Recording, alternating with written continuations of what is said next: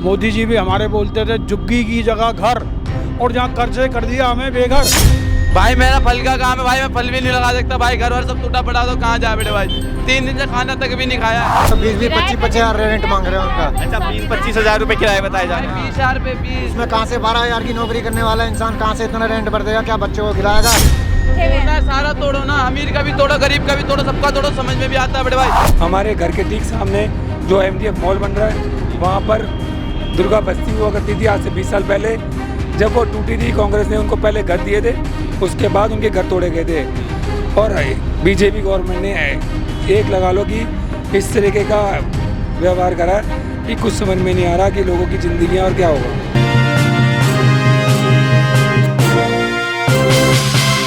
नमस्कार दर्शकों, मेरा नाम है जितेश मिश्रा और आपने देखना शुरू कर दिया भैया जी गजब।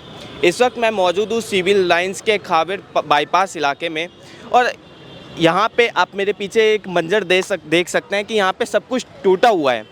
ये टूटा हुआ इसलिए है, आपको मैं स्टार्टिंग से थोड़ी सी कहानी बता दूँ। अक्सर यहाँ पे मामला है क्या, रविवार का एक दिन होता है जिस दिन हर कोई सोचता है कि पूरे हफ्ते मेहनत करने के बाद आराम करेंगे, शांति से रहेंगे, पर रविवार की सुबह यहाँ के लोगों के, आम जनता की जिनके घर थे यहाँ पे, उनकी सुबह शांति से नहीं होती। उनकी सुबह शुरुआत होती है तो बुलडोजर्स की आवाज़ के साथ, घर के गिरने की आवाज़ के साथ। मामला ये बताया जा रहा है कि दरअसल शनिवार की रात को यहाँ पे अचानक ही पूरी फोर्स आ गई और रविवार की सुबह होते ही घरों को गिराने का काम शुरू कर दिया गया। लोगों ने वैसे तो अपना बताया जा रहा है कि सामान तो निकाल दिया था, पर कुछ लोगों के सामान अब भी अंदर ही हैं। यहाँ पे तमाम लोग मौजूद हैं, इन लोगों से बातचीत करने की कोशिश करेंगे। हाँ, मामला क्या है जानते हैं। नमस्कार जी। सर, हम यहाँ पर 60 से 70 साल से 80 साल से रह रहे हैं, और हमें सडनली संडे के दिन कि ये बोला गया सैटरडे को यहाँ पर कि आपके पास 24 से 48 घंटे का टाइम है, अपना जो भी अपनी लाइफ है उसको आप यहाँ से ले जाओ। एक तरीके से सिर्फ 24 से 48 घंटे का समय मिला। 24 से 48 घंटे, 4-4 मंजिली इमारत, इतनी सालों की बनाई हुई पूंजी, सब रिटायरमेंट के पैसे, गवर्नमेंट एम्प्लॉयज़, लॉयर सब यहाँ पर रहते हैं बिना किसी नोटिस के, बिना किसी इन्फॉर्मेशन के। सरकार ने ऐसा करा है जैसा शायद किसी दूसरे देश वालों के साथ भी नहीं होता। पाकिस्तान से कोई आता है तो उसको प्रॉपर जगह दी जाती है, और जो यहाँ पर ऑलरेडी अंग्रेज़ों के टाइम की 1911 की बिल्डिंग थी, बूटा सिंह बिल्डिंग, जो कि जिसका इस टाइम पे कोई इंडियन लॉ भी नहीं था, कुछ भी नहीं था, उस बिल्डिंग पे, उस लैंड के ऊपर भी सरकार ने अपना हक जताते हुए सबके घर ये नहीं देखा कि वो कहाँ जाएगा, क्या करेगा। अभी भी हमारी हियरिंग जो है सुप्रीम कोर्ट में चल रही है, लाइव चल रही है, नेक्स्ट केस हमारा है। उसके बाद हम हर जगह पे लड़ेंगे। हमारा हमें 1 रुपये का कोई कंपनसेशन नहीं मिला, हमें कोई जगह नहीं मिली। हमारे घर के ठीक सामने जो MDF मॉल बन रहा है, वहाँ पर दुर्गा बस्ती हुआ करती थी आज से 20 साल पहले। जब वो टूटी थी, कांग्रेस ने उनको पहले घर दिए थे, उसके बाद उनके घर तोड़े गए थे। और बीजेपी गवर्नमेंट ने एक लगा लो कि इस तरीके का व्यवहार करा है कि कुछ समझ में नहीं आ रहा कि लोगों की ज़िंदगी और क्या होगा। यहाँ के जो विधायक है उनकी तरफ से कोई आश्वासन मिला है? कोई विधायक से आश्वासन नहीं, कोई सपोर्ट में नहीं आया, कोई सामने खड़ा नहीं हुआ, कोई अपने कैबिन से बाहर तक नहीं आया, ना कांग्रेस, ना आम आदमी पार्टी, नथिंग। जैसा कि आप सुन सकते हैं, किसी भी सरकार से इन्हें कोई मदद नहीं मिली। अभी तक कोई विधायक या कोई MCD का कर्मचारी या कोई भी बड़ा अफसर यहाँ पे नहीं आया। आप देख सकते हैं कि दिल्ली पुलिस के तमाम अधिकारी, दिल्ली पुलिस के तमाम लोग यहाँ पर मौजूद हैं, वो अपना कार्य कर रहे हैं। पर एक ये बहुत बड़ा मुद्दा ये उठता है कि आखिर क्षेत्रीय विधायक, MCD यहाँ पर क्यों नहीं पहुँची, क्यों? जी, जो इन्होंने नोटिस क्लेम करके सबके घर तोड़े हैं, उस नोटिस के अंदर इन्होंने 32 एकड़ लैंड, जो कि इन्होंने अपना दावा किया है, ये LNTU की है, उस 32 एकड़ के लैंड में कोई खसरा नंबर नहीं था, कोई नोटिस नहीं था, कोई एरिया मैप नहीं था कि ये हमारा एरिया मैप है, यहाँ से यहाँ तक का किसी को कोई सूचना नहीं थी, ना मार्केट की, ना केबर पास की, कोई उसमें मेंशन नहीं था। जो कि एक लेटर ही अपने आप में बिल्कुल गलत है, गलत ही चुकी है, टोटली गुंडागर्दी है, टोटली दादागिरी है। और जितने लोग मरे हैं, एक लड़का पीछे पेड़ से गिरने के बाद एक रेडी पे अपना अंडे बेचने वाला, वो भी मर गया है अतिक्रमण के दौरान उसकी जान भी चली गई है। और लोग अपने सामान तक नहीं निकाल पाए हैं। आप कैमरे से देख सकते हो, हमारी अलमीरा, दरवाजे, खिड़कियां, सब कुछ सब लाखों लाखों करोड़ की सागवान की लगी हुई 10-10 लाख रुपए की एक फ्लोर में लगे हुए, वो सब जीरो कर दिए। किसी को निकालने के लिए कोई नोटिस नहीं दिया। बोलते हैं 32 एकड़ का बैनर लगा दिया, उस बैनर में कुछ भी मेंशन नहीं है। 32 एकड़ अगर खैबर पास है तो खैबर पास वो भी है, सामने मॉल बन रहा है, उसको भी खैबर पास बोलते हैं, चंद्रावल को भी खैबर पास बोलते हैं। कौन सा एरिया तोड़ेंगे, कौन सा नहीं तोड़ेंगे, कोई मेंशन नहीं था 48 घंटे से पहले तक। अच्छा, आप कितने सालों से यहाँ पे रह रहे थे? सर 70 सालों से हम रह रहे हैं, उसके पहले हमारे दादाजी रहते थे। बिल्डिंग की एज जो है 1911 में बिल्ड हुई थी, अंग्रेज़ों ने बनाई थी। अगर आप सर्वे करवाएंगे तो ये हेरिटेज प्रॉपर्टी थी जिसको सरकार ने डेमोलिश करा। आप लोग भी यहीं के निवासी हैं? कितने सालों से? मेरा नाम श्याम मोहन है जी जो सामने वाला घर जो है दिख रहा है ये मेरा ही था, 3 मंजिल का। जी हम 3 फैमिली इसमें रहती थी जी और बिगर नोटिस दिए जी एकदम एट द स्पॉट एक दिन पहले बताया गया कि हम इसको तोड़ने आ रहे हैं, अपने सामान निकाल लो। अब बुजुर्ग आदमी, सीनियर सिटीजन आदमी, एक बेटा साथ और वाइफ बीमार, कहाँ से सामान निकालेंगे आप बताइए। जो छोटा मोटा बर्तन भांडे निकाल पाए कि भाई खाना तो बनाना होगा, कहीं भी रुकेंगे तो वही निकाल पाए, बाकी हमारा सारा सामान जो है वो डैमेज हो गया। और कोई भी मतलब हमारी मदद को नहीं आ रहा, ना तो सरकार कुछ बोल रही है। मोदी जी भी हमारे बोलते थे झुग्गी की जगह घर, और जहाँ कर्जे कर दिया हमें बेघर। झुग्गी की जगह घर और हमें कर दिया घर से बेघर। अब आप बताओ ये इंसाफ है क्या? जैसा कि आपने सुना अभी इनसे, इन्होंने बताया कि इनका मकान था यहाँ पे और घर में सिर्फ 3 लोग रहते थे। ये रहते हैं, इनकी वाइफ रहती है और इनका एक बेटा रहता है, पर सिर्फ इन्हें 24 से 48 घंटे का समय दिया गया घर को खाली करने का। दर्शकों, आप बताइए क्या 24 से 48 घंटे में 4 मंजिला मकान सिर्फ 3 लोगों के द्वारा खाली किया जा सकता है?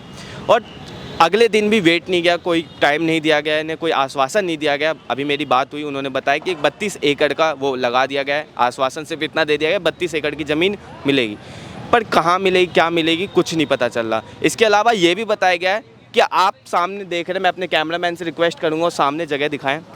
बताया ये जा रहा है कि इस जगह पे मॉल बनाने की तैयारी है, मॉल बनाया जा रहा है और ये जगह भी खैबर पास में आता है, पर इस जगह पे कोई सरकार की कार्रवाई नहीं हुई। पर कार्रवाई हुई तो सिर्फ गरीबों के जगह पे, जहाँ पे गरीब लोग रह रहे थे, मज़दूर लोग रह रहे थे, जो रोज़ कमाते, रोज़ खाते हैं, अपना रोज़गार के लिए तमाम शहरों से लोग दिल्ली शहर में आते हैं, अपने रोज़गार के लिए पलायन करते हैं। बच्चे रोज़गार अपनी पढ़ाई के लिए पलायन करके दिल्ली शहर में आते हैं, पर यहाँ पे उन्हें सरकार के द्वारा सब कुछ तोड़ दिया गया। आप एक चीज़ बताइए, क्या यहाँ के क्षेत्रीय विधायक हैं वो अभी तक आए यहाँ पे? यहाँ के क्षेत्रीय विधायक भी एक दफ़ा भी नहीं आए जी और ना यहाँ के पार्षद आया जी और ना यहाँ का जो संसद सदस्य है वो भी नहीं आया।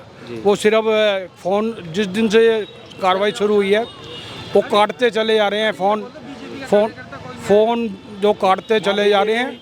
कोई भी ना कांग्रेस, कोई कार्यकर्ता नहीं आया, ना आम आदमी पार्टी, कोई कार्यकर्ता नहीं आया। इतना बड़ा वोट बैंक खाली हुआ है, कोई कार्यकर्ता नहीं आया। करोड़ों के लोगों के नुकसान हुए हैं, एक बंदे ने भरपाई नहीं करी, कोई आश्वासन नहीं दिया। आज भी हम सुप्रीम कोर्ट में, अभी हमारी हेयरिंग चल रही है लाइव, अभी भी चल रही है, कोई बंदा नहीं आया। अच्छा, एक चीज़ बताइए कि ये भी सुनने में आ रहा है कि साल 2010 में पहली बार यहाँ पे नोटिस आया था और उस नोटिस के दौरान वो याचिका हाई कोर्ट ने खारिज कर दी थी कि यहाँ पे कोई अतिक्रमण का कार्य नहीं होगा, पर फिर भी ऐसा कार्य हो गया। नहीं, आज ये कहा जरूर गया था कि नहीं होगा, बल्कि आप ये देखिए कि 1990 के अंदर जो हम LNDO को लाइसेंस फीस जमा कराया करते थे वो हम निरंतर जमा करा रहे थे। उसके बाद उन्होंने ये आश्वासन दे दिया कि भाई इस पैसे को हम डालें कहाँ, ये किसके अकाउंट में दें। अब ये प्रॉपर्टी आप लोगों की हो गई है, इसलिए इस पर अब हमारा कोई अधिकार नहीं है। हमारा अधिकार उन्होंने फिर ऐसा निकाला कि हमें घर से बेघर कर दिया। अच्छा, एक चीज़ बताइए, क्या यहाँ पे बिजली वगैरह सब गवर्नमेंट की तरफ से? गवर्नमेंट की तरफ से बिजली, गवर्नमेंट की तरफ से पानी, हर महीने का ऑन टाइम पे बिल सबमिशन, सबके पास अपने अपने बिल हैं, सबके पास हाउस टैक्स पेमेंट की पूरी रिसिप्ट है। हाउस टैक्स वगैरह पे करते थे आप लोग? बैंक अकाउंट, हाउस टैक्स, बिजली बिल, पानी बिल, एवरीथिंग। 60-70 साल पुराने हमारे कनेक्शन अप्रूव्ड हुए, वो सारे सब है हमारे पास। एक ये बड़ा सवाल खड़ा उठता है कि जब यहाँ पे सरकार के द्वारा ही बिजली दी गई, सरकार के द्वारा ही पानी दिया गया, लोग यहाँ पे जो रह रहे थे वो हाउस टैक्स तक भर रहे थे, फिर क्यों अचानक सरकार को याद आता है कि ये जगह अवैध है? आपको बता दें कि अतिक्रमण, अवैध निर्माण जो दिल्ली में हुए हैं उसके तहत किए गए हैं, पर इस खैबर पास को अवैध बताते हुए सरकार ने तोड़ दिया। पर एक बड़ा सवाल सरकार से ये भी है कि क्या इतने कहाँ से हो पहले बता दो मुझे। क्या सरकार को इतने साल बाद याद आता है, लोगों से हाउस टैक्स लेने के बाद याद आता है कि ये जगह अवैध है?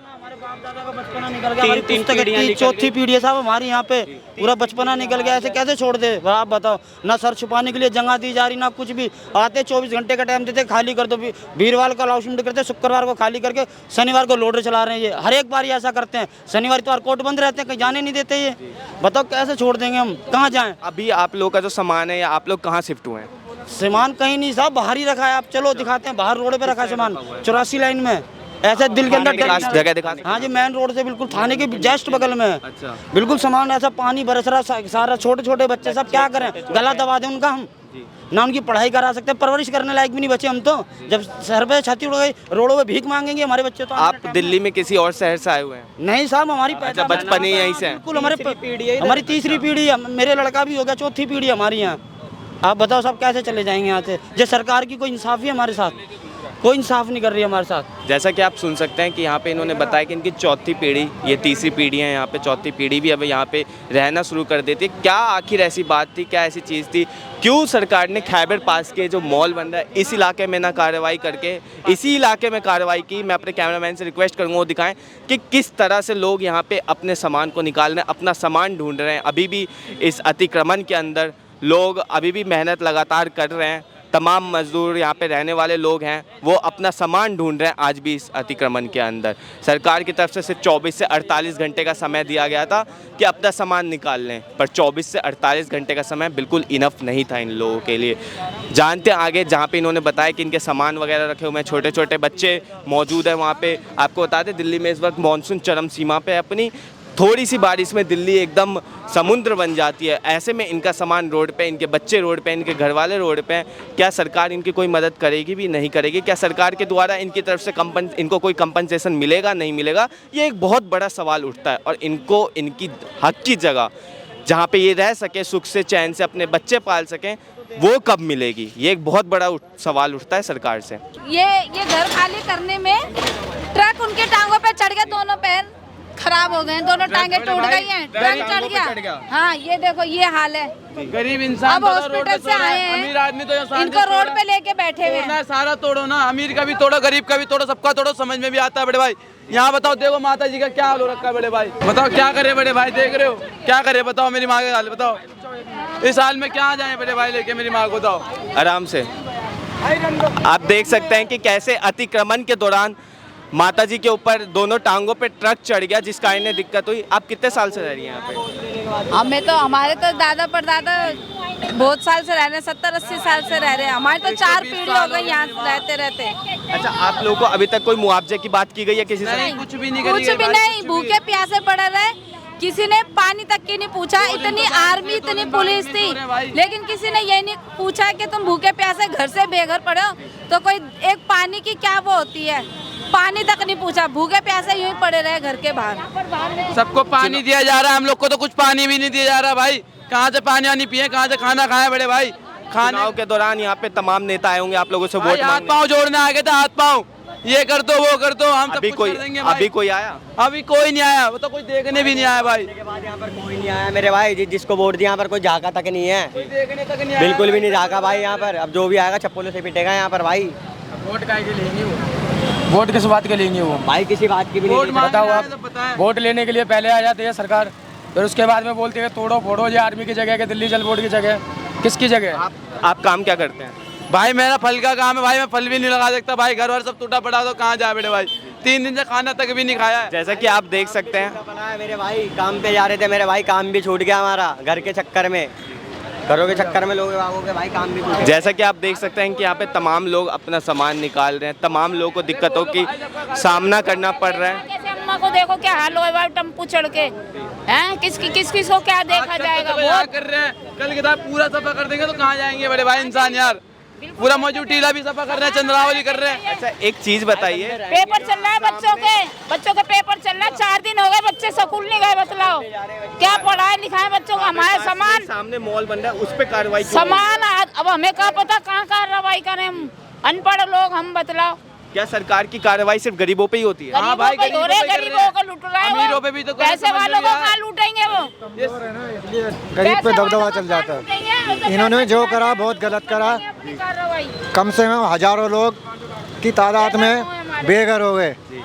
और दूसरा, इनको नोटिस देना था तो कम से कम 2-2.5 साल पहले देते हैं कि 2024 में हम इसका सफाया करेंगे। अब बताओ, छोटे छोटे बच्चे तोड़ने के लिए 1-2 साल का टाइम तो देते ताकि ये कुछ कर लेते, अपना हम कर लेते। गरीब आदमी कहाँ जाएगा बताओ? हाँ, कोई प्रेग्नेंट औरत बेचारी। ये बहुत बड़ा सवाल उठता है कि सिर्फ जिन लोगों ने, जिनकी तीसरी पीढ़ी चौथी पीढ़ी यहाँ पे रहना शुरू कर देती है, सालों की मेहनत सालों की पूंजी, लोग एक घर बनाते हैं, लोग बड़े सपनों के साथ अपना घर बनाते हैं, पर सिर्फ 24 से 48 घंटे का समय देके उस घर को मिनटों में तोड़ दिया जाता है, ये कह के कि ये जगह अवैध है। ये एक बहुत बड़ा सवाल है। एक चीज़ बताइए, यहाँ पे जो बिजली वगैरह थी सब सरकार की तरफ से मुहैया करवाई गई? पानी सब आता था? जैसा कि मेरे को जानने को मिला आप लोग हाउस टैक्स भी भरते थे? हाँ भाई, पानी का ही भरते थे, बिजली का ही भरते थे भाई, सब कुछ भरते थे। बताओ 2 इंसान भी खत्म हो गए भाई, बताओ क्या करें? 2 इंसान रात में मर गए, उनको देखने भी नहीं आया। बताओ उठा भी नहीं रहे, सब लोगों ने उठाया मिलके। बताओ ऐसा पेड़ तोड़ा, बताओ कहाँ जाएगा इंसान? कहाँ जाए हम सुनवाई करने कहाँ जाए? हमें तो ये भी नहीं पता कि कहाँ पर जाना पड़ेगा। कौन लोग हमारी सुनवाई करेंगे? हमें दे दो, कुछ रहने का जगह तो दे दो, जमीन दे दो, कुछ तो हम बना ले, वहाँ भी रह ले झुग्गी डाल के भाई। अब बताओ कहाँ जाएंगे हम? बताओ इस हालत में। अभी आप लोग कहाँ रहते हैं? अभी रोड यहीं रह रहे हैं भाई, रोड पे ही रह रहे हैं बड़े भाई, खुले आसमान में। हाँ बड़े भाई, क्या करें? 3 दिन से खाना नहीं खाया, पानी तक भी नसीब नहीं हो रहा, पानी 10-10 रुपए का लेके पी रहे हैं। बताओ क्या करें? जैसा कि आप देख सकते हैं, ये दिल्ली का सिविल लाइंस का इलाका है, खावेर पास। और आपको बता दूं कि दिल्ली में मॉनसून का एक ऐसा महीना होता है कि हल्की सी बारिश में दिल्ली एक समुद्र में तब्दील हो जाती है। पर ऐसे में इन लोगों के साथ जो ऐसी सरकार की तरफ से ऐसी चीज़ें की जा रही है, बिना कुछ मुहैया करवाए, बिना कुछ मदद करवाए। 2 साल का टाइम दे कि भाई तुम्हारे तोड़ेंगे तो वो अपने कुछ इंतजाम कर ले, तो फिर अपने को टेंशन भी ना हो। थोड़ा तो इंतजाम करते हैं ना लोग बाग। इन्होंने तो टाइम ही नहीं दिया, 2 दिन में सब तहस नहस करके चले गए। किराए पे ढूंढ रहे हैं तो 20-25 हजार रेंट मांग रहे हैं उनका। अच्छा, 20-25 हज़ार रुपये किराया बताया जा रहा है। 20,000 रुपये 20। उसमें कहाँ से 12 हजार की नौकरी करने वाला इंसान कहाँ से इतना रेंट भर देगा? क्या बच्चों को खिलाएगा?